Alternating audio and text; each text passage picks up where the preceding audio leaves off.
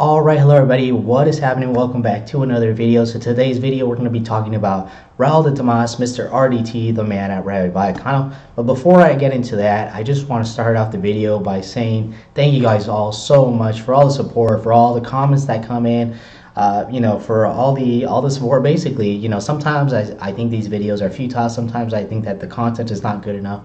But at the end of the day, like I said, I'm trying to improve this content, and I see support from you guys, and that just really spurs me on to continue to make these videos. So I really appreciate all the support that I get, and I thank you so much for all of that. So with that being said, let's get started in today's video, which is going to be talking about, like I said, Mr. RDT, the man currently on loan at Rayo Vallecano. Actually, well, it's the end of the season. That's right. He's not on loan at Rayo Vallecano. He's now back at Madrid. But as we all know, RDT has been fantastic at Rayo Vallecano. He has had a prolific season in front of goal, and Raul Tomas, as we know, is a youth product. He's a product that has come through the youth ranks at Real Madrid. He's been here since he was 10 years old, since he was a little kid, playing with his little kids, playing with his little friends at the playground, playing with the sand, playing with the trucks, playing with the excavators, playing with the swings. But now he's a big boy, Now he doesn't want to do that stuff. Now it's time for him to do something at Real Madrid, to make his mark, to make his stamp, and I think now's the perfect time to do it. He's 24 years old now. He has gone out on loan to several other teams. I think before, I keep forgetting which team it was before Rayo Vallecano. Deportivo La Coruña. I can't even remember. I'm not even gonna say it because I don't remember. But he wants to be more central to the team. He wants to develop more as a player. And if that's not going to be at Real Madrid, then obviously it's going to be somewhere else. I don't know what's going to happen to RDT's future. I don't even think he knows either until he talks about it with Zinedine Zidane. The thing is, you have Benzema, you have Mariano, and then you would have RDT. I know the permutations might change. Coming in the preseason, you might have if RDT performs good, then you might have RDT in the second spot and then Mariano in the third spot. What's going to happen then? I'm not even sure. I know Mariano wants to make it at Real Madrid too, and maybe that's a problem. Maybe that's a good problem because they're all hungry. They're all hungry. They want to make their mark at Real Madrid. However, Mariano hasn't had the best season. It's been hampered by injuries, and now RDT can really prove himself to get that second spot away from him. But Mariano is also a homegrown product. So what do we do now? Especially with Benzema in the form of his life. Last season, as we all know, he really transformed into a lion from the little cat that he was, from the little kitty that he was. He really transformed himself into a lion, and he really had a fantastic season. But anyways, the reports are that Real Madrid would want 35 million euros for RDT, which seems a little low to me. To be honest, I really like this guy, and probably that's where the bias comes in. I think he should be rated a little bit more. Like I said, 14 goals for a relegated side team. I mean, very, very good return from Rayo Vallecano, who only paid $1 million for his loan move. $1 million, 1 million euros in today's market, that is absolutely nothing. You're talking about Neymar, who went to PSG for 198 million. I'll try not to laugh here because I'm trying to hold it all in, because Neymar ultimately, at the end of the day, hasn't really proved to be such a valuable asset at PSG. He's look, I'm not going to say he's flopped. He's stat padded a lot, but he hasn't been there when they really needed it most. I mean, you're talking about his injuries. Okay, he doesn't get to decide when he's injured, but it seems like every time that his sister's birthday just comes around the corner for some reason or another, and Neymar just seems to get injured.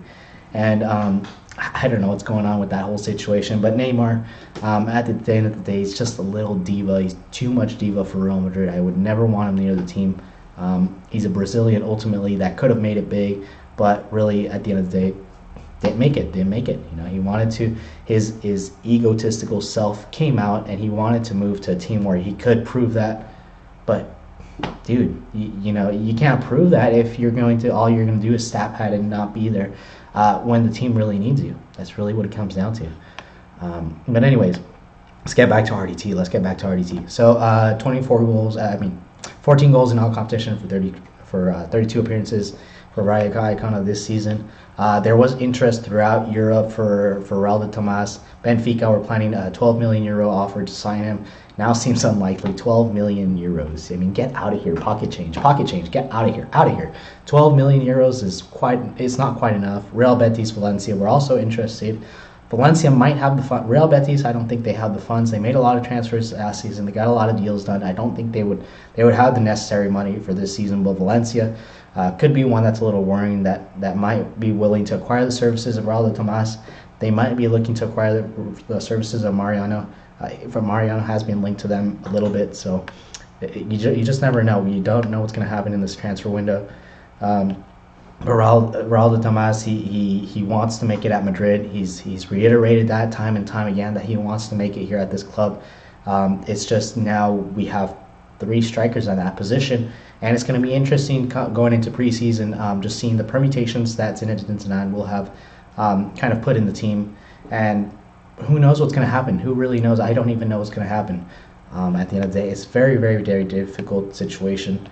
And it's a very good situation, in all honesty, because we have 3 strikers who potentially are first teamers anywhere else. Rayo Vallecano, they tried to get him. Obviously, Paco Gemes, who apparently fell off his chair when he heard that he was going to be valued at 35 million euros, which to me seems perfectly fine when you have Lukaku going to Manchester United for 75 million euros. But Raul de Tomas, like I said, he really wants to make it at Madrid. He's expressed his desire to be coached under Zinedine Zidane. He's expressed that Zinedine Zidane is pretty much his idol. He said his favorite striker is Benzema. He said his favorite winger is Cristiano Ronaldo. What more can you ask for? Really, that's what it comes down to. So before I get more into that, let's just check a couple quick clips of Raul de Tomas is all about, and why I rave so much about this guy, why I rate him so highly. So I just want to show you a couple clips here about Raul de Tomas. But of course, before I get into this video, make sure to watch the original video down in the description below, because I want to give credit all to that person. I don't want to steal any credit for this video. I did not make this video at all. Anyways, let's get started into that video here. 1 second while I pull that up. All right. Look at that. Beautiful goal. I'm talking about weaker foot here. I mean, left foot. He's probably got 10 pounds of gel on his hair, but ultimately at the end of the day, it's the goals that count. Look at that. Foot gets back. It's just fantastic. Ho visto che concedía a me el mérito al tremendo gol, al tremendo remate de categoría, pero durante toda la jugada ha dado la impresura de criticar. And that's why there's just everyone across Europe just raving about this guy, I guess. I'm not the only one. Then you have the ban, of course, Manchester United flop, never made it. And bam, of course it happens. Of course it happens coming there, and they count just as much as any other goal. And we got the header, and beautiful header. And Rayo won the game 1-0. And here's another goal. And that's a beautiful goal. I mean, talk about weaker foot once again outside of the box, probably 25 yards out, able to do something like that. Oh, who better than Barcelona? Oh, look at this. Oh my goodness. Outside the box, gets past 2 players, gets past PK, gets past Tomato, puts it in the back of the net. Oh my goodness. I mean, what more can you ask for? And there's the volley, half volley, not the volley. The volley. Cross from the bay, of course, and the other problem. And there's the tapping. Tappings, like I said, they count just as much as any other goal. But yep, that is Raul de Tomas. Raul de Tomas right there. Like I said, that's why I've rated him so highly, and I would love to see him at Real Madrid next season. But it's difficult when you have Benzema, Mariano, and potentially he would be, in the fighting for that spot, for that same spot that Benzema and Mariano occupies. So let me know, of course, you guys' thoughts on RDT, and do you guys think, do you guys think we should have him on the team? Do you guys think Luka Jovic should come in? What do you guys think? Yeah, please let me know, of course, in the section below, in the comment section below. And that's all I have for you guys today. So thank you guys so much. Like I said, thank you guys so much for all the support that I've received. I really do appreciate it. And yeah, that's all I have for you guys. So have a good day. Thank you guys very much.